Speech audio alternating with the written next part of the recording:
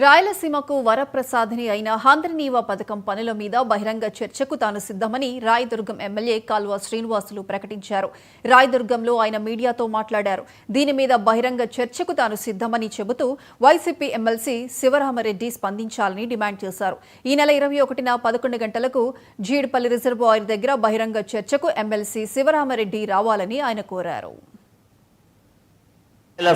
ముఖ్యంగా కర్నూలు, అనంతపురం, చిత్తూరు జిల్లాలకు వరప్రసాదిని హంద్రినీవా సుజల స్రవంతి మహనీయుడు స్వర్గీయ ఎన్టీ రామారావు గారి ఆలోచనల నుంచి పురుడు పోసుకున్న ఈ గొప్ప కార్యక్రమాన్ని 1996లో చంద్రబాబు నాయుడు గారు తన చేతుల మీదుగా శంకుస్థాపన చేసి ప్రారంభం చేశారు పనులని.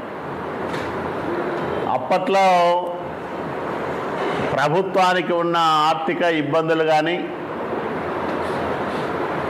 ఇంత పెద్ద కార్యక్రమానికి సొంతంగా నిధులు సమకూర్చుకోవడం సాధ్యం కాదనే ఉద్దేశంతో నబార్డు ఆర్థిక సహకారాన్ని అర్థించి 40 టీఎంసీలకు భూసేకరణ జరుపుతూ 5 టీఎంసీల సామర్థ్యంతో కాలువ నిర్మాణం చేపట్టాలని ఆలోచన చేసింది అప్పట్లో తెలుగుదేశం ప్రభుత్వం.